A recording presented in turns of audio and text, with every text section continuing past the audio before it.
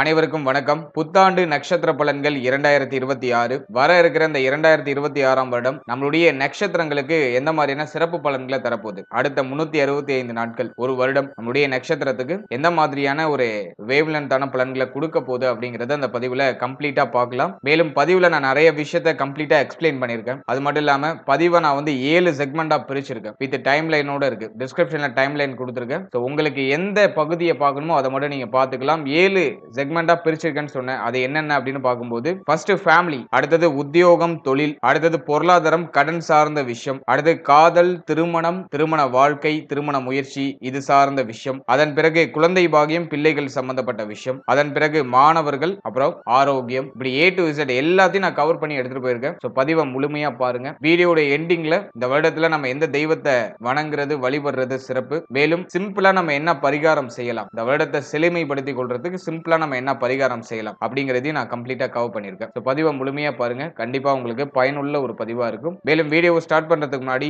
Subscribe பண்ணாதவங்களா இருக்கீங்கன்னா மறக்காம subscribe பண்ணிக்கோங்க. அப்படியே பக்கத்துல இருக்க பெல் சிம்பிளை கிளிக் பண்ணிக்கோங்க. அப்பதான் நாங்க போடுற இது போல பயனுள்ள பதிவுகள் எல்லாம் உங்களுக்கு நோட்டிபிகேஷனாக கிடைக்கும். இப்போது கடகராசி ஆயில்யம் நட்சத்திரக்காரர்களுக்கு இந்த புத்தாண்டு 2026ஆம் வருடம் எப்படி இருக்க போகுது அப்படிங்கறத நம்ம தெளிவா இப்ப பார்க்கலாம். முதலாவது அந்த வருடத்துல பிளானட்டரி பொசிஷன்லாம் எப்படி இருக்கு, நமக்கு சாதகமா இருக்கா அப்படிங்கறத ஃபர்ஸ்ட் டீடைலா நம்ம அனலைஸ் பண்ணலாம். இந்த 2026ஆம் வருடத்தை பொறுத்த வரைக்கும் நம்மளுடைய ராசி மற்றும் நம்முடைய நட்சத்திரங்களுக்கு 2ஆம் இடத்துல கேதுவுடைய சஞ்சாரம். தன குடும்ப வாக்குஸ்தானத்துல கேது இருக்கிறது அந்த அளவுக்கு அட்வைசபிள் இல்ல. இந்த கேது மேல ஏதாச்சும் சுபகிரகத்துடைய பார்வை இருக்கா அப்படின்னு அனலைஸ் பண்ணா அதுவும் இல்ல. அல்ல தன குடும்ப வாக்குஸ்தானத்துல இருக்கக்கூடிய கேது பகவான் பெரிய ஃபேவரான அமைப்பு கொடுக்க மாட்டாரு. இருப்பினும் இந்த வருடத்துல மிக முக்கியமான பயிற்சியாக பார்க்கக்கூடிய குரு பயிற்சி. குரு வந்து நம்முடைய ஜென்மஸ்தானத்துல வந்து உச்சமாகிறார். 11 வருடம் கழித்து இந்த 2026ஆம் வருடத்துல கடகத்துல குரு டிராவல் பண்ண இருக்காரு. கரெக்டா ஜூன் மாதத்துல இந்த குரு பயிற்சி அப்படிங்கிறது நிகழும். ஜூன் மாதத்துல இருந்து உச்ச குரு ஜென்மஸ்தானத்துல இருக்கும். ஜென்மத்துல குரு இருக்கிறது அந்த அளவுக்கு சிறப்பு இல்லை. இருப்பினும் குரு வந்து நமக்கு யோகாதிபதி, அதாவது 9ஆம் அதிபதியாக வந்துருவாரு. அவர் ஜென்மஸ்தானத்துல வந்து உச்சமாகிறது ஒரு வகையில யோகமான அமைப்பு. அதே மாதிரி திரிகோண ஸ்தானங்களை இயக்குவார். அதாவது 1, 5, 9 இந்த ஸ்தானங்கள்லாம் குரு பயிற்சிக்கு பிறகு இயங்க ஆரம்பிக்கும். அது ஒரு வகையில நமக்கு யோகமான நல்ல பலன்களை அதிகமா கொண்டு வந்து சேர்க்கும். அடுத்தது கேதுவை பார்த்தோம்னா அஷ்டமத்துல இருக்காரு. அஷ்டம கேது அது அந்த அளவுக்கு சிறப்பு இல்ல. இருந்தாலும் முதல் 6 மாதம் கேதுவால எந்த பிரச்சனையும் இருக்காது. ஏன்னா குரு பார்வையில இந்த கேது பகவான் வந்துடுறாரு. எனவே குரு பார்வையில் இருக்கக்கூடிய பாவகிரகங்கள் அதிகப்படியான கெடுபலனை எந்த வகையிலும் நமக்கு கொடுக்காது. எனவே முதல் 6 மாதம் ராகுவால எந்த ட்ரபிளும் இருக்காது. குரு பயிற்சிக்கு பிறகு அஷ்டம ராகு ஆக்டிவேஷன் ஆக ஆரம்பிக்கும். அடுத்தது சனி பாகியத்துல. பொதுவா சனி வந்து பார்த்தோம்னா நம்முடைய ராசிக்கு 7, 8க்கு அதிபதியா வருவாரு. அவர் பாகியத்துல இருக்கிறது ஒரு வகையில நல்லது, ஒரு வகையில குற்றம். இருந்தாலும் அஷ்டம சனி லெவலுக்கு இந்த பாகிய சனி இருக்காது. இந்த வருடத்துல சனி எந்த சேஞ்சஸும் பண்ணல, பாகியத்துல தான் டிராவல் பண்றாரு. அதே மாதிரி சனி பகவான் தான் அமர்ந்த இடத்துல இருந்து 3, 7, 10 இந்த ஸ்தானங்களை இயக்குவார். அதன் அடிப்படையில சனியுடைய பார்வை நம்முடைய ராசி மற்றும் நம்முடைய நட்சத்திரத்துக்கு 11ஆம் இடத்துல பதியும். மேலும் நம்முடைய ராசி மற்றும் நம்முடைய நட்சத்திரத்துக்கு 3ஆம் இடத்துல பதியும். மேலும் நம்முடைய ராசி மற்றும் நம்முடைய நட்சத்திரத்துக்கு 6ஆம் இடத்துல பதியும். சோ இந்த ஸ்தானங்கள் எல்லாம் சனி பகவான் இயக்குவார். இந்த வருடத்துல மிக முக்கியமான கிரக நகர்வு அப்படின்னாக்கா குரு பயிற்சி 1 ஜூன் 1ஆம் தேதி குரு பயிற்சி. குரு வந்து மிதுன ராசியில இருந்து கடக ராசியில வந்து உச்சமாவார். இது ஒரு முக்கியமான பயிற்சி. அடுத்தது நம்ம பார்க்கிறது ராகு கேது பயிற்சி. டிசம்பர் 5ல இருந்து ராகு கேது பயிற்சி வரும். இது வருஷத்தோட கடைசியில இருக்கிறதுனால அதை நம்ம பெருசா நம்ம கணக்குல எடுத்துக்க வேண்டாம். இந்த வருஷத்துல மேஜரான பார்ட் எங்க இருக்க போகுது அப்படின்னா 2, 8 இந்த ஸ்தானங்கள்ல தான் இருக்க போகுது. அதுலயும் முதல் 6 மாதம் ராகுவால எந்த ட்ரபிளும் இல்ல. ஏன் அப்படின்னா அந்த குரு பார்வையில அந்த ராகு பகவான் வந்துருவாரு. எனவே முதல் 6 மாதம் ராகுவால பெருசா எந்த ட்ரபிளும் இருக்காது. சோ இதுதான் வருட கிரகத்துடைய பிளானட்டரி பொசிஷன். பொதுவா இந்த வருட பலன் அப்படிங்கிறது வருட கிரகங்களுடைய நிலையை அடிப்படையா வைத்துதான் கணிப்போம். அதன் அடிப்படையில இந்த 4 வருட கிரகங்களும் நமக்கு ஓரளவுக்கு சாதகமான இடத்துல தான் டிராவல் பண்ணுது. அதனால நிறைய சுபத்துவமான நல்ல பலன்கள் நம்முடைய ராசி மற்றும் நம்முடைய நட்சத்திரங்களுக்கு கண்டிப்பா கிடைக்கும். இப்போ செக்மெண்ட் வைஸா டீடைலா பார்க்கலாம். எதெல்லாம் நமக்கு ஃபேவரா இருக்கு, எதுல நமக்கு கொஞ்சம் கேர்ஃபுல்லா இருக்கணும் அப்படிங்கறத இப்ப நம்ம தெளிவா பார்க்கலாம். முதலாவதா குடும்ப வாழ்க்கை இந்த 2026ஆம் வருடத்துல எப்படி இருக்க போகுது அப்படின்னு நம்ம அனலைஸ் பண்ணும்போது தன குடும்ப வாக்கு ஸ்தானத்துல கேது பகவானுடைய சஞ்சாரம். 2ல கேது இருக்கிறது அந்த அளவுக்கு சிறப்பு இல்லைன்னு நான் சொல்லிட்டு ஆரம்பத்திலேயே. இதுல ஏதாச்சும் குரு பார்வை சுப கிரகத்துடைய பார்வை ஏதாச்சும் இருக்கா அப்படின்னா அதுவும் இல்ல. மாத கிரகங்கள் மட்டும் அந்த 2ஆம் இடத்தை சில சமயங்கள்ல சுபத்துவப்படுத்தும், ஒரு சில மாதங்கள்ல சுபத்துவப்படுத்தும். அப்போது குடும்ப வாழ்க்கை சிறப்பாக இருக்கும். பொதுவாக இந்த 2026ஆம் வருடத்துல குடும்ப வாழ்க்கையில சற்று கவனமா இருக்கணும். குடும்ப உறுப்பினரோட கொஞ்சம் அனுசரிச்சு போய்க்கணும். வாக்குவாதங்கள் அதிகமா சந்தோஷமா வரதுக்கான வாய்ப்புகள் உண்டு. எல்லாரையும் கொஞ்சம் அனுசரிச்சு பொறுமையை கடைபிடித்து நம்ம நிதானமா செயல்படுறது சிறப்பான நல்ல பலன்களை பெற்றுக் கொடுக்கும். ஒன்ஸ் நம்ம பொறுமையை மட்டும் கடைபிடிச்சிட்டோம்னாக்க அந்த வருடம் நமக்கு வெற்றி நீங்க ஒரு டிக் அடிச்சுக்கோங்க. ஏன்னா அந்த நேரத்துல அதிகமான கோப உணர்வு வரும், ஃபேமிலியை நினைச்சு நிறைய கவலை உணர்வு வரும், ஃபேமிலி மெம்பர்ஸ் எல்லாம் ஆளாளுக்கு ஒண்ணு சொல்லி நம்மள குழப்பி விடுவாங்க, குடும்ப உறுப்பினர் கூட வாக்குவாதம் அதிகமா வரும். இப்படி ஒரு மாதிரி ஒரு கலவையான ஒரு அமைப்பு ஃபேமிலி ரீதியா இருக்கிறதுனால உங்களால அடுத்த ஒரு விஷயத்துல போக்கஸ் பண்ண முடியாது. அது உங்களுடைய அந்த சிந்தனையை மாத்தி மாத்தி அமைக்கிறதுக்கு வாய்ப்புகள் உண்டு. எனவே இந்த வருடத்தை பொறுத்த வரைக்கும் ஒரு விஷயம் தெளிவுக்கு வந்துடணும். யாரு வேணாலும் என்ன வேணா பேசிட்டு போட்டும், நம்ம கிளியரா நம்ம பாதையில பயணிக்கலாம். மைண்ட் நம்ம ரிலாக்ஸா வச்சுப்போம். யார் என்ன சொன்னாலும் அனுசரிச்சு போய்ப்போம். ஃபேமிலி ரீதியா இருக்கக்கூடிய குழப்பங்களை கொஞ்ச நாளைக்கு தள்ளி வைப்போம் அப்படின்னு சொல்லிட்டு நீங்க ஒரு தெளிவுக்கு வந்துட்டீங்கன்னா இந்த வருடம் உங்களுக்கு சிறப்பான வருடமா மாறிடும். ஏன்னா 2ல கேது இருந்தா குடும்பத்துல ஒரு மாதிரி கலக அமைப்புகளை ஏற்படுத்தும். குடும்ப உறுப்பினர்களா உங்களுக்கு எகெயின்ஸ்டா மாறதுக்கு வாய்ப்பு இருக்கு. ஏன்னா ஆல்ரெடியே கேது 2ஆம் இடத்துல அமர்ந்து ஃபேமிலி ரீதியா ஒரு நிம்மதி இல்லாத அமைப்பு ஆல்ரெடி கொடுத்துட்டாரு. குடும்பத்தை பத்தின ஒரு கவலை, அது வாட் எவர் நீ எந்த ஏஜ் கேட்டகரினரா இருக்கீங்களோ அதுக்கு தகுந்த மாதிரி ஒரு கவலையை கொடுத்திருப்பாரு. குடும்பத்துல ஒரு சுமை அமைப்பை கொடுத்திருப்பாரு, ஆல்ரெடியே கொடுத்துட்டாரு. இந்த வருடத்துல அந்த டாஸ்க் எல்லாம் அப்படியே கொஞ்சம் கொஞ்சமா நகர்த்த வைப்பார். ஆல்ரெடி இருக்கிற சுமை அமைப்புகளை குறைக்கிறதுக்கு முயற்சிகள் எடுக்க வைப்பார். அப்படியே கொஞ்சம் கொஞ்சமா அந்த டாஸ்க் எல்லாம் நகர்த்தி ஃபேமிலி ரீதியா இருக்கக்கூடிய கமிட்மெண்ட் எல்லாம் அப்படியே கொஞ்சம் கொஞ்சமா குறைச்சி வருஷத்தோட கடைசியில எல்லாத்துல இருந்தும் வெளியில வந்துருவீங்க. எல்லா பிரச்சனையில இருந்தும் வெளில வந்துருவீங்க. எல்லாத்துக்கும் ஒரு சொல்யூஷனை கண்டுபிடிச்சிருவீங்க. அதுதான் இந்த வருடத்துல இருக்கக்கூடிய சாராம்சம். எனவே இந்த வருடத்துல ஃபேமிலி ரீதியா சில சுமை அமைப்புகள் இருக்கும். வாக்குவாதங்களை குறைச்சிக்கணும், குடும்பத்துல கொஞ்சம் அக்கறை எடுத்துக்கணும், குடும்பத்துல நிறைய கமிட்மெண்ட் இருக்கும், ஃபேமிலி பிரஷர் கொஞ்சம் அதிகமா இருக்கும். ஏதோ ஒரு விஷயத்துக்கு உங்க ஃபேமிலி பிரஷர் பண்ணுவாங்க. ஆனா அந்த பிரஷரோட அதுல வளர்ச்சியும் இருக்கும். இதுதான் இந்த வருடத்துக்கான குடும்ப வாழ்க்கை பலன். அடுத்தது ஃபேமிலியை பொறுத்த வரைக்கும் தந்தை சம்பந்தப்பட்ட விஷயங்கள கொஞ்சம் கூடுதல் கவனமாக இருக்கணும். தந்தையுடைய உடல் ஆரோக்கியம், தந்தையுடைய உறவு நிலை, தந்தை சார்ந்த என்டையர் விஷயத்திலையும் கொஞ்சம் கேர்ஃபுல்லா இருக்கணும். இந்த நேரத்துல கல்வி ரீதியாகவோ உத்தியோக ரீதியாகவோ தொழில் ரீதியாகவோ தந்தையை விட்டு பிரிஞ்சிருக்கிறது வாய்ப்பு இருந்தா அதை யூஸ் பண்ணிக்கலாம். தந்தை வழி உறவுகளோட சற்று கவனமா இருக்கணும். தந்தை வழி உறவுகளோட கொஞ்சம் அனுசரிச்சு போய்க்கணும். அடுத்தது மெயினா பாக்குறது மூத்த சகோதர சகோதரிகள், இவங்க கூடயும் கொஞ்சம் அனுசரிச்சு போய்க்கணும். மூத்த சகோதர சகோதரிகளோட கொஞ்சம் ஒத்து போகாத அமைப்புகள் இருக்கும். அதையும் நம்ம கொஞ்சம் கவனம் எடுத்து பார்த்துக்கணும். அடுத்தது இளைய சகோதர சகோதரிகள், 3ஆம் இடத்துல சனி பார்வை. எனவே இளைய சகோதர சகோதரிகள் சார்ந்தவர்களும் ஏதாச்சும் ஒரு பிரஷர் அமைப்பு இருக்கும். மூத்த சகோதர சகோதரி, தந்தை சம்பந்தப்பட்ட விஷயம், இளைய சகோதர சகோதரிகள், இவங்களெல்லாம் இந்த வருடத்துல கொஞ்சம் அனுசரிச்சு நம்ம எடுத்துட்டு போயிடுறது சிறப்பு. யார் என்ன சொன்னாலும் பெருசா கேர் பண்ணிக்காம நியூட்ரலா நம்ம டிராவல் பண்ணிடுறது நமக்கு ஒரு யோகமான அமைப்பை இந்த வருடம் நமக்கு கிரியேட் பண்ணி கொடுக்கும். எனவே குடும்ப வாழ்க்கையில சற்று கவனம் தேவை. பெருசா பயப்படுற அளவுக்கு இல்ல. மைண்ட ஜஸ்ட் நீங்க ப்ரிப்பேர் பண்ணிட்டீங்கன்னா அந்த வருடம் உங்களுக்கு ஒரு growth தரக்கூடிய ஒரு வருடமா தான் இருக்கும். ஸ்டார்டிங்ல கொஞ்சம் ஸ்ட்ரகிளா இருக்கும். போக போக அந்த சுமையெல்லாம் குறைச்சி எல்லாத்தையும் கடந்து ஒரு வெற்றி கொடியை நிலைநாட்டக்கூடிய அமைப்புக்கு வந்துருவீங்க. வருஷத்தோட கடைசியில அந்த சுபத்துவமான வளர்ச்சி அப்படிங்கிறது உங்களுக்கு வெளிப்பட ஆரம்பிக்கும். அடுத்தது உத்தியோகம், தொழில், இதெல்லாம் இந்த 2026ஆம் வருடத்துல நம்முடைய ராசி மற்றும் நம்முடைய நட்சத்திரங்களுக்கு எப்படி இருக்கும் அப்படி நம்ம அனலைஸ் பண்ணும்போது, முதலாவதா நம்ம உத்தியோக லைஃப் எடுத்துக்கும் போது 6ஆம் இடத்துல சனியுடைய பார்வை இந்த வருடம் ஃபுல்லாவுமே இருக்கு. இருப்பினும் குரு பார்வையும் முதல் 6 மாதம் 6ஆம் இடத்துல இருக்கும். ஜூன் 1ஆம் தேதி வரைக்கும் குரு பார்வை நமக்கு 6ஆம் இடத்துல இருக்கும். எனவே உத்தியோகத்தை பொறுத்த வரைக்கும் இந்த முதல் 6 மாதம் ஜூன் 1ஆம் தேதி வரைக்கும் பார்த்தீங்கன்னா மேஜரா ட்ரபிள் இருக்காது. ஆல்ரெடி இருக்கிறத ஸ்மூத்தா உங்களால நகர்த்த முடியும். உத்தியோகத்துல சம்பள உயர்வு, பதவி உயர்வு, பதவி மாற்றம் இதெல்லாம் தடை தாமதத்தோட கிடைக்கும். எதுவும் நீங்க நினைச்சதும் டக்குன்னு உங்களுக்கு growth கொடுத்தாது. உங்களுடைய உழைப்புக்கு ஏற்ற ஒரு அங்கீகாரம் அப்படிங்கிறது தடை தாமதத்தோட சில குழப்பங்களுக்கு பிறகு கிடைக்கும். ஆனா கிடைக்கும். இந்த 6 மாசத்துக்குள்ள அந்த சுப செய்தியை நீங்க எதிர்பார்க்கலாம். உத்தியோகத்துல ஒரு growth, உத்தியோகத்துல சம்பள உயர்வு, பதவி உயர்வு, பதவி மாற்றம், இதெல்லாம் பாத்தீங்கன்னா ஜூன் 1ஆம் தேதிக்குள்ள சில தடை தாமதங்களுக்கு பிறகு உங்களுக்கு சிறப்பான முறையில கிடைச்சிடும். அதே மாதிரி உத்தியோகத்துக்கு நீங்க முயற்சி பண்றீங்க, இப்பதான் காலேஜ் எல்லாம் முடிச்சுட்டு ஒரு ஃப்ரெஷரா இருக்கீங்க அல்லது ரொம்ப நாளா ஒரு உத்தியோகத்தை ட்ரை பண்ணிட்டு இருக்கீங்க அப்படின்னா இந்த வருடத்துல சுபத்துவமான ஒரு நல்ல வேலை கிடைச்சிடும். ஏன்னா குரு பார்வையில 6ஆம் இடம். எனவே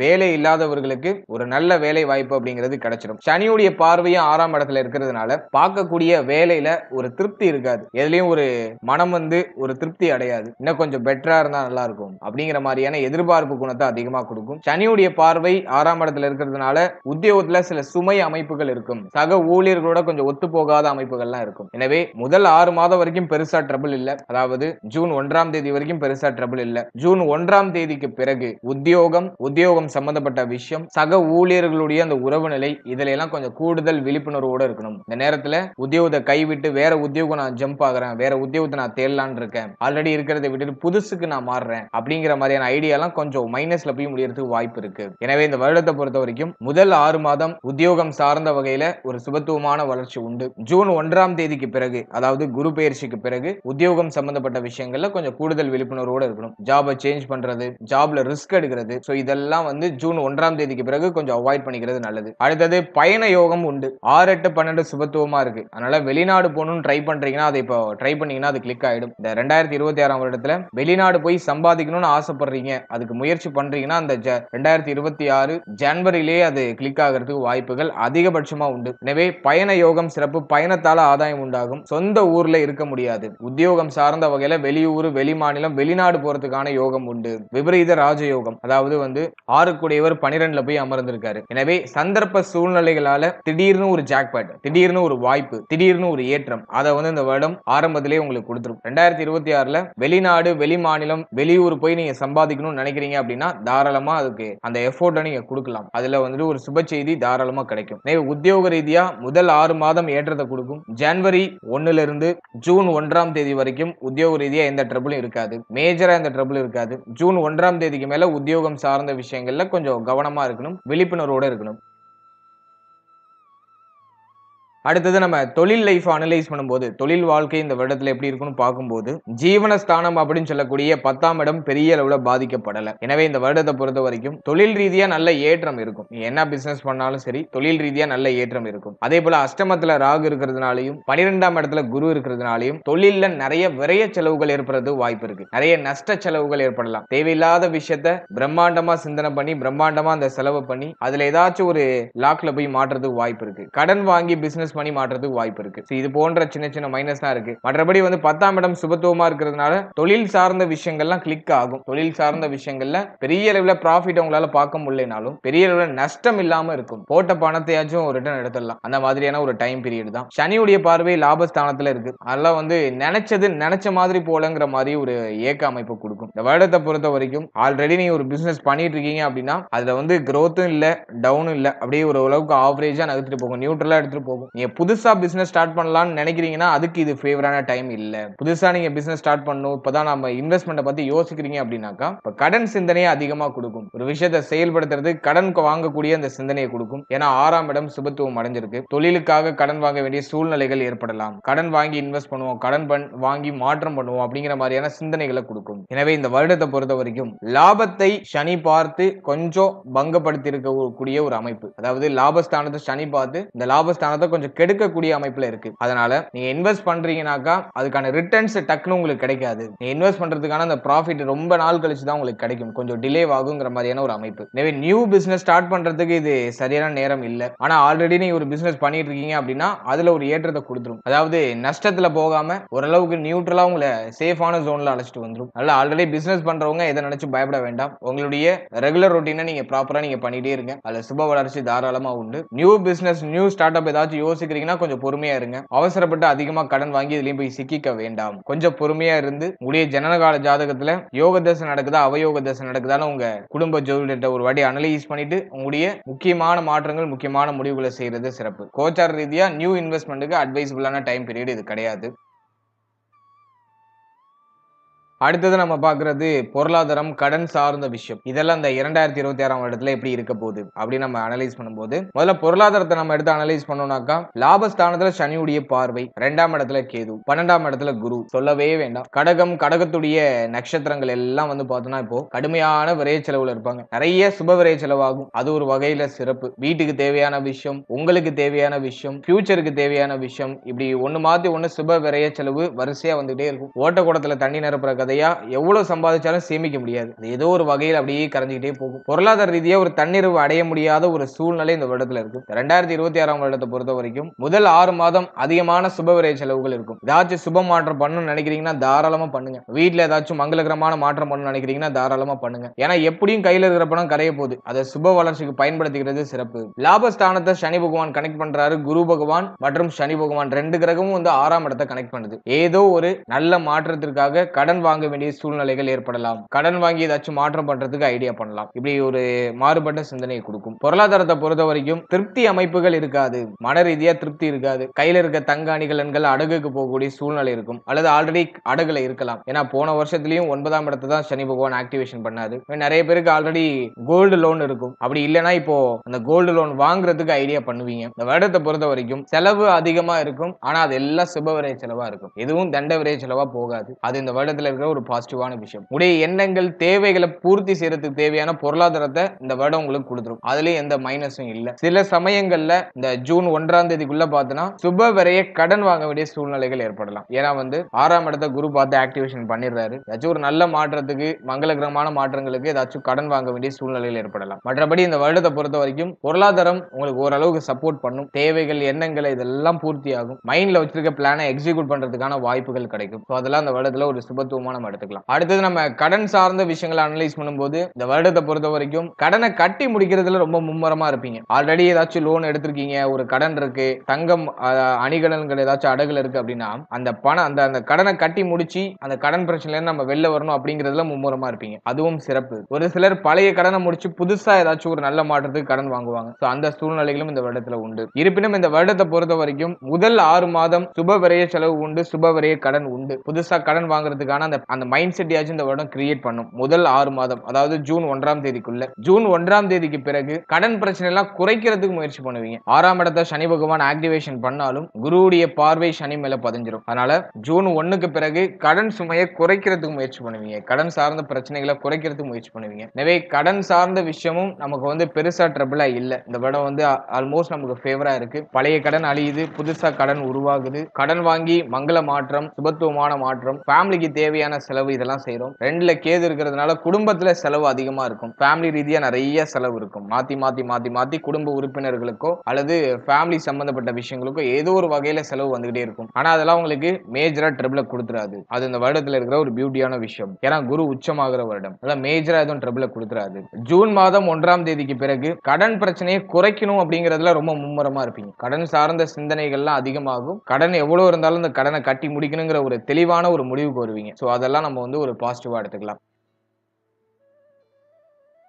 அடுத்தது காதல் வாழ்க்கை, திருமண முயற்சி, திருமண வாழ்க்கை இதெல்லாம் இந்த வருடத்துல எப்படி இருக்க போகுது அப்படி நம்ம அனலைஸ் பண்ணும்போது முதலாவதா காதல் வாழ்க்கை எடுத்து நம்ம அனலைஸ் பண்ணோம்னாக்கா நம்முடைய ராசிக்கு 5ஆம் இடம் பெருசா பாதிக்கப்படல. 5ஆம் இடம் சுபத்துவம் ஆகுது. பாவகிரகங்களுடைய பார்வையோ ஆதிக்கமோ பெருசா இல்ல. குருவுடைய பார்வை இந்த வருஷத்தோட செகண்ட் பார்ட்ல, அதாவது வந்து ஜூன் 1ஆம் தேதியில இருந்து வந்து பார்த்தோம்னா குருவுடைய பார்வை 5ஆம் இடத்துல பதியும். எனவே இந்த வருடத்தை பொறுத்த வரைக்கும் காதல் வாழ்க்கையில ஒரு சிறப்பான வளர்ச்சி உண்டு. காதல் சார்ந்த விஷயங்கள்ல ஒரு மகிழ்ச்சி, ஒரு இனிமை, ஒரு சுபத்துவம் மாற்றம் இதெல்லாம் சிறப்பான முறையில உண்டு. காதல் வாழ்க்கையை திருமண வாழ்க்கையை கன்வெர்ட் பண்ணலாமா அப்படின்னா ஜூன் 1க்கு பிறகு நீங்க ட்ரை பண்ணீங்கன்னா அது கிளிக் ஆயிடும். இருப்பினும் 2ஆம் இடத்துல கேது, 8ல ராகுலாம் இருக்கிறதுனால ஃபேமிலில கொஞ்சம் குழப்ப அமைப்புகள் ஏற்படும். ஆனா அது மெல்ல மெல்ல மறைய ஆரம்பிச்சிடும். குரு பயிற்சிக்கு பிறகு காதல் உறவுல இருக்கக்கூடிய அந்த குழப்பம், ஃபேமிலில ஒத்துக்காத அமைப்பு, குடும்பத்துல இருக்கக்கூடிய குழப்ப அமைப்பு இதெல்லாம் வந்து பார்த்தோன்னா குரு பயிற்சிக்கு பிறகு நிவர்த்தியாக ஆரம்பிக்கும். ஒரு தெளிவு கிடைக்கும். காதல் உறவு திருமண உறவா கன்வெர்ட் ஆகிறதுக்கு இந்த வருடம் வந்து ஃபேவரா இருக்கு. ஏன்னா குருவுடைய பார்வை 5 7ஆம் இடத்தை கனெக்ட் பண்ணுது. குரு பயிற்சிக்கு பிறகு காதல் உறவு திருமண உறவா கன்வெர்ட் ஆகும். சோ அது நம்ம ஒரு பாசிட்டிவா எடுத்துக்கலாம். எனவே காதல் வாழ்க்கை நமக்கு ஒரு நல்ல ஒரு ஏற்றத்தையும் வளர்ச்சியும் கொடுக்குது. காதல் உறவுல இருக்கக்கூடிய மன கஷ்டங்கள் எல்லாம் குறையுது. காதல் சார்ந்த வகையில ஒரு மன மகிழ்ச்சி, பார்ட்னரோட அந்த நம்பிக்கை, அந்த துணை அதெல்லாம் சிறப்பான முறையில கிடைக்குது. இதெல்லாம் நம்ம வந்து ஒரு பாசிட்டிவா எடுத்துக்கலாம்.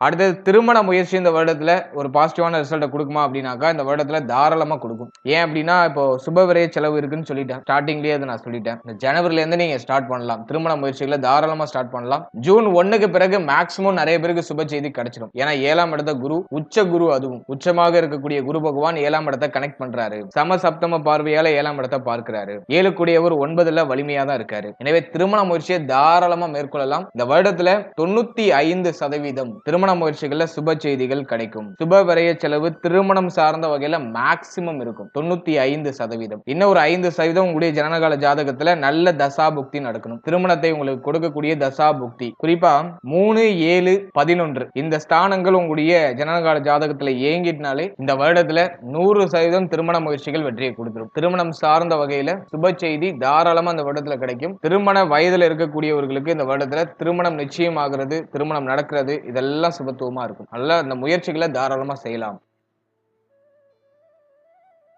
அடுத்தது திருமண வாழ்க்கை இந்த வருடத்துல எப்படி இருக்கும் அப்படின்னு நம்ம அனலைஸ் பண்ணும்போது 7 ஒரு 9ல பலமா தான் இருக்காரு. குரு பெயர்ச்சிக்கு பிறகு குருவும் வந்து 7ஆம் இடத்தை பலப்படுத்துறாரு, 7ஆம் அதிபதியும் பார்த்துடுறாரு. எனவே திருமண வாழ்க்கை இந்த வருடத்துல ஒரு சிறப்பான ஏற்றத்தை கொடுக்கும். திருமண வாழ்க்கையில இருந்த பிரச்சனை, குழப்பம், வில்லங்கம் எல்லாம் சரியாயிடும். திருமண வாழ்க்கையில ஒரு நிம்மதி கிடைக்கும், வாழ்க்கை துணையுடைய சப்போர்ட் கிடைக்கும், வாழ்க்கை துணையால ஆதாயம் கிடைக்கும். சண்டை, வம்பு, வழக்கு, பிரச்சனை இதை மாதிரி ஏதாச்சும் திருமண வாழ்க்கையில் நடந்துகிட்டு இருக்குன்னா அதெல்லாம் சரியாகும், ஒரு தெளிவு கிடைக்கும். எனவே திருமண வாழ்க்கையில ஒரு ஏற்றம், ஒரு முன்னேற்றம், வாழ்க்கை துணையால ஒரு விதத்துல ஆதாயம் இதெல்லாம் சிறப்பாக நமக்கு கிடைக்கும். 8ல ராகு பகவான் இருக்கிறதுனால வாழ்க்கை துணையுடைய உடல் ஆரோக்கியத்துல மட்டும் ஒரு சின்னதா மைல்டா ஒரு கவனம் மட்டும் வச்சுக்கோங்க. இருப்பினும் 7ஆம் இடம் வலிமை அடையுது, 7ஆம் அதிபதி வலிமை அடைகிறாரு.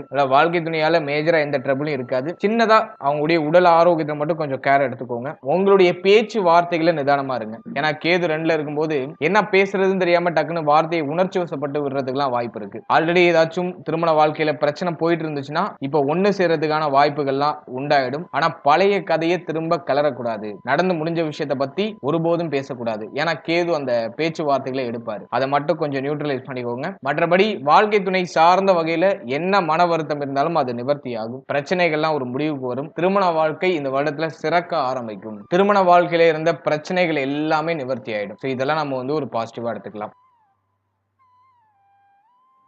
அடுத்தது குழந்தை பாக்கியம், பிள்ளைகள் சம்பந்தப்பட்ட விஷயம் இதெல்லாம் அந்த வருடத்துல எப்படி இருக்கும் அப்படின்னு நம்ம அனலைஸ் பண்ணும்போது குரு பெயர்ச்சிக்கு பிறகு நிறைய பேருக்கு குழந்தை பாக்கியத்துல சுப செய்தி கிடைச்சிடும். குழந்தை பாக்கியத்துக்கு நீங்க ரொம்ப நாளா முயற்சி பண்ணிட்டு இருக்கீங்க அப்படின்னா ரொம்ப தடைப்பட்ட மாதிரியான ஒரு அமைப்பிலே இருந்துச்சுன்னா இந்த வருடத்துல ஜூன் 1ஆம் தேதிக்கு பிறகு 95% குழந்தை பாக்கியத்துல சுப செய்தி கிடைச்சிடும். குழந்தை பாக்கியம் இல்லாதவங்க கவலைப்பட வேண்டாம். இந்த வருஷத்துல ட்ரை பண்ணுங்க, நிச்சயமா நல்ல செய்தி கிடைக்கும். ஏன்னா குரு உச்சமாகி தன்னுடைய 5வது பார்வையை 5ஆம் இடத்துல செலுத்துவார். எனவே இந்த வருடத்துல நீங்க ஜனவரில இருந்தே ஸ்டார்ட் பண்ணிடலாம். இந்த குழந்தை பாக்கியத்துக்கான முயற்சிகளை ஜனவரில இருந்து நீங்க ஸ்டார்ட் பண்ணிடலாம். மருத்துவருடைய ஆலோசனை படி கொஞ்சம் செயல்படுங்க. சுப செய்தி மிக விரைவா கிடைக்கும். அதிகமான அலைச்சல், அதிகமான பயணத்தை கொஞ்சம் குறைச்சிக்கணும். இந்த டயத்துக்கு சாப்பிடணும், டயத்துக்கு தூங்கணும். பெண்கள் குறிப்பா கொஞ்சம் அதிகமா ஹெல்தியான ஃபுட் எடுத்துக்கோங்க. ஏன்னா இந்த நேரத்துல ராகு, சனி இதெல்லாம் வந்து கொஞ்சம் வீக்கான இடத்துல இருக்கு. அதனால நிறைய அலைச்சலை கொடுக்கும், நிறைய இடமாற்றங்களை கொடுக்கும், பயணத்தை கொடுக்கும். இதெல்லாம் கொஞ்சம் குறைச்சிக்கிறது நல்லது. ஜூன் 1க்கு பிறகு சுப செய்தி தாராளமா கிடைச்சிடும். குழந்தை பாக்கியத்துல இந்த வருடத்துல ஒரு 95% பேருக்கு சுப செய்தி கிடைச்சிடும்.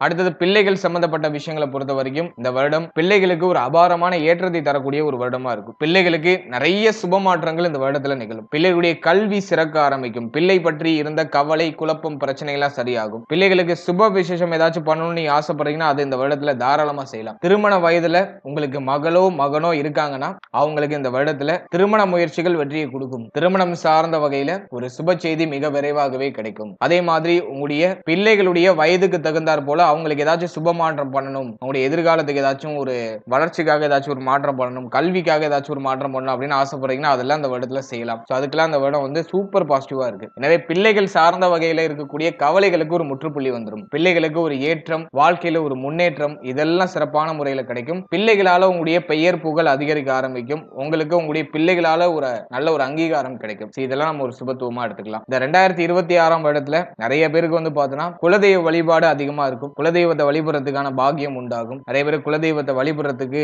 ட்ரை பண்ணுவீங்க. அதெல்லாம் சிறப்பு. பூர்வீகம் ரீதியா இருக்கக்கூடிய பிரச்சனைகள்லாம் சரியாகும். பூர்வீக சொத்துல இருக்கக்கூடிய வில்லங்கம் சரியாகும். பூர்வீக சொத்தை அனுபவிக்கக்கூடிய சூழ்நிலைகள் உண்டாகும். திரிகோண ஸ்தானங்கள் இயங்குது. நிறைய நல்ல சுபத்துவமான ஏற்றத்தை இந்த வருடம் கண்டிப்பா கொடுக்கும். அடுத்தது மாணவ மாணவிகளுக்கு இந்த வருடம் எப்படி இருக்கும் அப்படின்னு நம்ம அனலைஸ் பண்ணும்போது இந்த வருடத்தை பொறுத்த வரைக்கும் 4ஆம் இடம் எந்த பாவ கிரகத்துடைய ஆதிக்கத்திலையும் இல்ல. அது நம்ம ஒரு பிளஸ்ஸா எடுத்துக்கலாம். எனவே இந்த வருடத்தை பொறுத்த வரைக்கும் கல்வி சார்ந்த விஷயங்கள எந்த ட்ரபிளும் இருக்காது. மாணவ மாணவிகளுக்கு கல்வி சார்ந்த வகையில நல்ல ஏற்றம் உண்டு. படிப்பு சார்ந்த வகையில நல்ல முன்னேற்றம் உண்டு. இந்த வருஷத்துடைய ஆரம்பத்திலிருந்தே நல்ல கல்வியில நல்ல ஒரு இம்ப்ரூவ்மெண்ட் இருக்கும். குரு பகவானுடைய பார்வை முதல் 6 மாதம் வந்து பார்த்தோம்னா 4ஆம் இடத்துல பதியும். அது ஒரு சிறப்பு. அதன் பிறகு 5ஆம் இடத்துல பதியும். அதுவும் ஒரு சிறப்பு. எனவே ஸ்டூடெண்ட்ஸுக்கு இந்த வருடத்தை பொறுத்த வரைக்கும் ஒரு நல்ல முன்னேற்றத்தை பரிசாக தரக்கூடிய வருடமா இருக்கும். படிப்புல ஆர்வம் அதிகரிக்கும். படிப்பு சார்ந்த வகையில அவங்களுடைய உழைப்புக்கு ஏற்ற அங்கீகாரம், பெயர் புகழ், அங்கீகாரம் இதெல்லாம் சிறப்பான முறையில கிடைச்சிடும். உயர்கல்வி படிக்கக்கூடிய மாணவ மாணவிகள் கல்வி சார்ந்த விஷயங்களுக்காக வெளியூர், வெளிநாடு, வெளிமாநிலம் போகக்கூடிய வாய்ப்புகள் உண்டாகும். அப்ராட்ல படிக்கணும்னு ஆசைப்படுறீங்கன்னா தாராளமா அந்த வருடத்துல அந்த முயற்சிகளை மேற்கொள்ளலாம். அது ஒரு பாசிட்டிவான ரிசல்ட்டை கொடுக்கும். அட்லீஸ்ட் கல்விக்காக சொந்த மாவட்டத்தை விட்டு அடுத்த மாவட்டத்துக்கு கூட போறதுக்கான வாய்ப்புகளை இது ஏற்படுத்தும். கல்வி சார்ந்த வகையில பயணம் பயணம் உண்டு, அதனால ஆதாயமும் உண்டு. எனவே கல்விக்கு இந்த வருடம் ஒரு ஏற்றத்தை தரக்கூடிய வருடமா இருக்கும். மாணவ மாணவிகள் இந்த வருடத்துல ஒரு தெளிவான முடிவெடுத்து தெளிவான பாதையில பயணிக்கிறதுக்கான சூழ்நிலைகளை இந்த கிரக அமைப்புகள் ஏற்படுத்தி கொடுக்கும். எனவே மாணவர்களுக்கு இந்த வருடம் சிறப்பா தான் இருக்கு.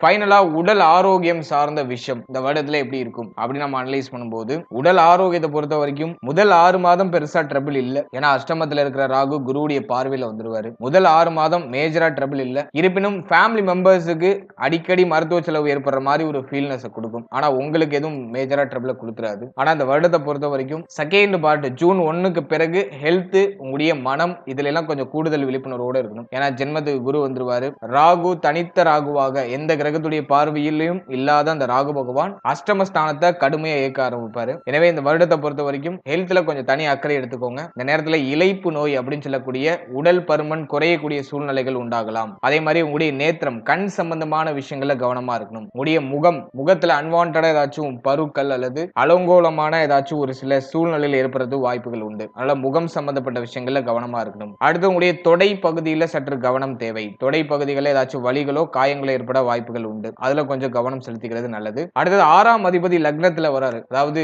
நம்முடைய நட்சத்திரத்துல டிராவல் பண்ணுவாரு குரு பகவான். எனவே தலை முகம் சம்பந்தப்பட்ட விஷயங்கள்ல கூடுதல் விழிப்புணர்வோட இருக்கணும். அதிகமான சிந்தனையை குறைச்சுக்கிறது நல்லது. ஓவர் திங்கிங் அந்த நேரத்துல இருக்கும். அதிகமான சிந்தனையை குறைச்சுக்கணும். மைண்ட் ரிலாக்ஸா வச்சுக்கணும். நல்லா மெடிடேஷன் பண்ணுங்க. அதெல்லாம் ஒரு ஏற்றத்தை கொடுக்கும். சனியுடைய பார்வை 3ஆம் இடத்துல இருக்கிறதுனால உங்களுடைய முதுகு பகுதி, தோள்பட்டை, கை சம்பந்தப்பட்ட விஷயம் இதெல்லாம் கொஞ்சம் கவனமா இருக்கணும். இதுல ஏதாச்சும் வலிகளோ காயங்களோ ஏற்படுறதுக்கான வாய்ப்புகள் உண்டு. அடுத்தது மெயினா பாக்குறது 6ஆம் இடத்தை சனி பகவான் இயக்குறார். எனவே வாயு தொந்தரவு, வயிறு சம்பந்தப்பட்ட பிரச்சனை, அல்சர் பிரச்சனை, வயிறு சார்ந்த ஏதாச்சும் ஒரு உபாதைகள் வந்துட்டு போக வாய்ப்புகள் உண்டு. அதுலயும் கவனம் தேவை. அடுத்து கழிவு நீக்க உறுப்புகள், உடைய மர்ம உறுப்புகள் இதுல எல்லாம் கொஞ்சம் எக்ஸ்ட்ரா கேரிங்கோட இருக்கணும். ஆண் பெண் இருபாலரும் கொஞ்சம் கூடுதல் கவனமாக இருக்கணும். அடுத்தது ராகு 8ல இருக்கிறதுனால ஸ்கின் சம்பந்தமான டிசீஸ் ஏதாச்சும் வந்துட்டு போகலாம். எனவே தோல் சம்பந்தப்பட்ட ஏதாச்சும் பிரச்சனைகள் வரலாம். அதுலயும் கொஞ்சம் கவனமாக இருக்கணும். கேது 2ஆம் இடத்தை ஆக்டிவேஷன் பண்றாரு. அதனால உங்களுடைய முகம், காது, பல் சம்பந்தப்பட்ட விஷயம் இதுல கொஞ்சம் கவனம் தேவை. இப்ப நான் சொன்ன எல்லாமே எல்லாருக்கும் நடக்காது. இப்ப சொன்ன பகுதிகளில் ஏதாச்சும் ஒரு சில இடங்கள்ல மட்டும் சிம்டம்ஸ் வெளிப்படலாம். அப்படி ஏதாச்சும் சிம்டம்ஸ் வெளிப்படுதுன்னா மருத்துவரை அணுகி அதுக்கான ஒரு தகுந்த சிகிச்சை எடுத்துக்கிறது சிறப்பு. எனவே தேக ஆரோக்கியத்துல கொஞ்சம் கூடுதல் விழிப்புணர்வு தேவை. டயத்துக்கு சாப்பிடுங்க, டயத்துக்கு தூங்குங்க. இது ரெண்டும் வந்து கொஞ்சம் நேரம் தாழ்ந்து போறதுக்கு, கடந்து போறதுக்கான வாய்ப்புகள் உண்டு. எனவே டயத்துக்கு சாப்பிடுங்க, டயத்துக்கு தூங்குங்க, மைண்ட் ரிலாக்ஸா வச்சு டிராவல் பண்ணுங்க. இதுவே உங்களுக்கு ஒரு நல்ல ஏற்றத்தை கொடுத்துரும்.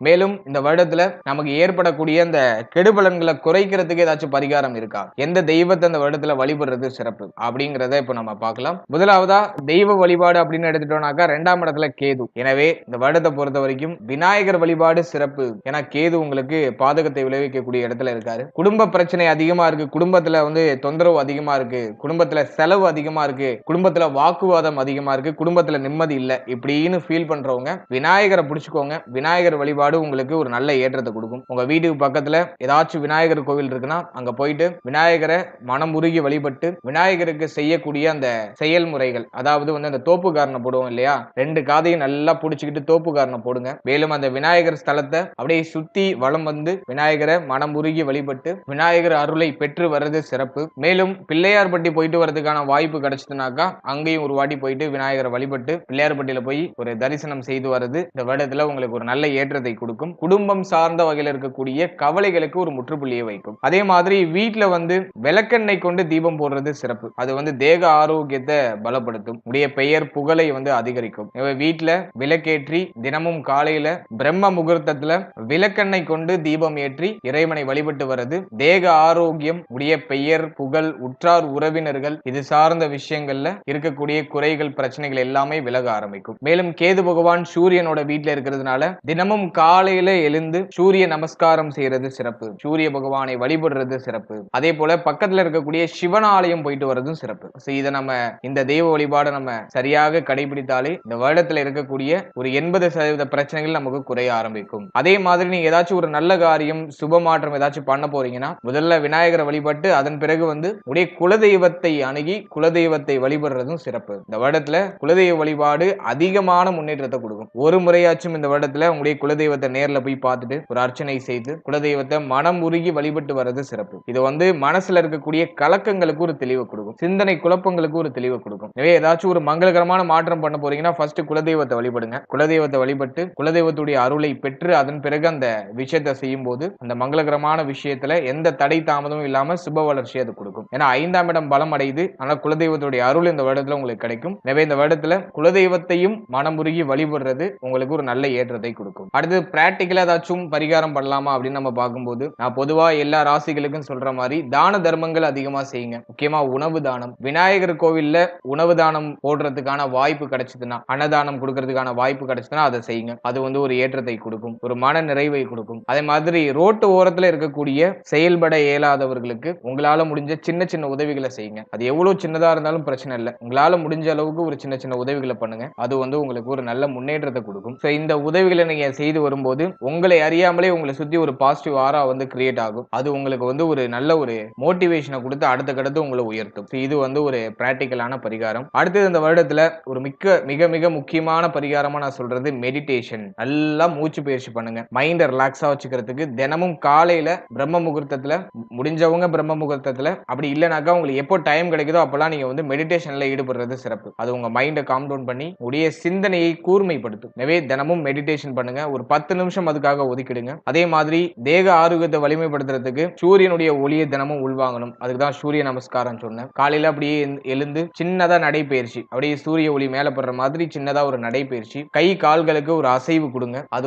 உங்களை அந்த நாட்கள் ஃபுல்லா உங்களை அப்படியே ஒரு ஆக்டிவா நகர்த்திட்டு போகும். இந்த விஷயங்களை இந்த வருடத்துல நீங்க செயல்படுத்துறது சிறப்பு. இந்த பதிவுல 2026ஆம் வருடத்துக்கான ஒரு கம்ப்ளீட்டான ப்ரெடிக்ஷன் பிளஸ் அதுக்கான ரெமெடிஸ், இது எல்லாத்தையும் நான் சிம்பிளா உங்களுக்கு நான் கொடுத்துருக்கேன். இதுல சொல்லப்பட்டிருக்கிறத அப்படியே மைல்டா ஃபாலோ பண்ணுங்க. இந்த வருடத்துல ஒரு நல்ல ஏற்றமும் வளர்ச்சியும் நிச்சயமா நமக்கு கிடைக்கும். வாழ்த்துக்கள். இப்போ நீங்க இது வரைக்கும் பார்த்தது ஒரு கோச்சார பலன், ஒரு வருடத்துக்கான வருட பலனை நம்ம வருட கிரகங்களின் அடிப்படையில் நம்ம ஒரு ரிசர்ச் பண்ணி நம்ம கொடுத்திருக்கோம். இது ஒரு பொதுவான கோச்சார பலன். இதுல சில மாற்றங்கள் சிலருக்கு மட்டும் ஏற்படுறதுக்கு வாய்ப்பு உண்டு. அதாவது உடைய ஜனனகால ஜாதகத்துல தசா புக்திகளின் அடிப்படையில தான் பலன்கள் விதிகள் அப்படிங்கிறது உங்களுக்கு விதிக்கப்படும். கோச்சாரம் அப்படியே மைல்டா சின்ன சின்ன சேஞ்சஸ் பண்ணும், அவ்வளவுதான். மற்றபடி பார்த்தோன்னா ஒரு 80% உங்களுடைய தசா புக்தி அந்தரம் உங்களுடைய சுய ஜாதகம் தான் பேசும். ஒரு 20% சில சேஞ்சஸ் சில மாற்றங்களை கோச்சாரத்தால செய்ய முடியும். எனவே உங்களுடைய ஜனனகால ஜாதகத்தை உங்களுடைய குடும்ப ஜோதிடத்தை கொடுத்து ஒரு வாட்டி தெளிவா அனலைஸ் பண்ணிக்கோங்க. உங்களுக்கு யோக தசை நடக்குதா அவயோக தசை நடக்குதா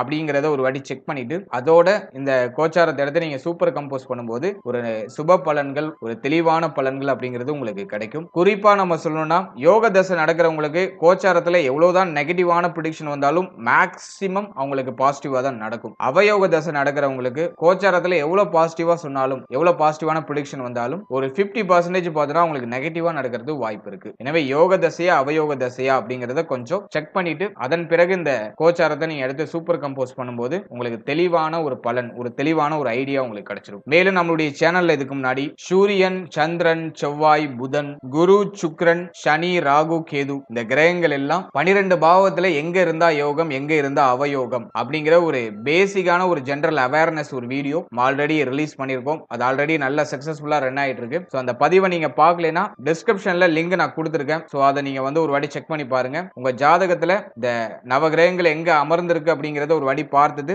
அந்த அமர்ந்த வீட்டுக்கு என்ன பலனை இந்த கிரகங்கள் செய்யும் அப்படிங்கறத நான் அந்த பதிவுல சொல்லியிருப்பேன். சோ டைம் இருக்கும்போது அந்த பதிவும் ஒரு வாட்டி செக் பண்ணி பார்த்துட்டு உங்களோட ஃபீட்பேக்கை கமெண்ட் செக்ஷன்ல சொல்லுங்க. மேலும் நம்மளுடைய சேனல்ல இதுக்கு முன்னாடி 12 ராசி, 12 லக்னம், 27 நட்சத்திரம் இதுக்கான ஒரு பொது பலன், வாழ்க்கை பலன் அப்படிங்கிற ஒரு செக்மெண்ட்ல நம்ம கிளியரா 12 ராசி, 12 லக்னம், 27 நட்சத்திரத்துக்கான பொது பலனை நம்ம கிளியரா ரிலீஸ் பண்ணிருக்கோம். அந்த பதிவுகளை நீங்க என்ன பார்க்கலனா அந்த பதிவுகளையும் ஒரு வாட்டி செக் பண்ணி பாருங்க. அந்த பதிவை பார்க்கும்போது உங்களை பற்றிய, உங்களுடைய வாழ்க்கை பற்றிய ஒரு தெளிவு, ஒரு புரிதல் உங்களுக்கு கம்ப்ளீட்டா கிடைக்கும். சோ அதுவும் உங்களுக்கு கண்டிப்பா யூஸ்ஃபுல்லா இருக்கும். அதுக்கான லிங்க் டிஸ்கிரிப்ஷன்ல இருக்கு. டைம் இருக்கும்போது அதையும் செக் பண்ணி பார்த்துட்டு உங்களுடைய ஃபீட்பேக்கை சொல்லுங்க. மேலும் இந்த பதிவு பற்றிய உங்களுடைய கருத்து என்ன அப்படிங்கறத மறக்காம கமெண்ட் செக்ஷன்ல உங்களுடைய ஃபீட்பேக்கை கொடுத்துட்டு போங்க. மேலும் இந்த 2026ஆம் வருடம் அனைவருக்கும் மிக சிறப்பாக, மகிழ்ச்சியாக, நல்ல முன்னேற்றம் நிறைந்த ஒரு வருடமாக இருக்க இறைவனை பிரார்த்தனை செய்து இந்த பதிவை நான் நிறைவு செய்றேன். மேலும் இது போல இன்னொரு இன்ஃபர்மேட்டிவான பதிவுல உங்களை சந்திக்கிறேன். அது வரைக்கும் மிக்க நன்றி. And finally very limited time. So be cool, stay happy, stay healthy and enjoy. வாழ்த்துக்கள். நன்றி.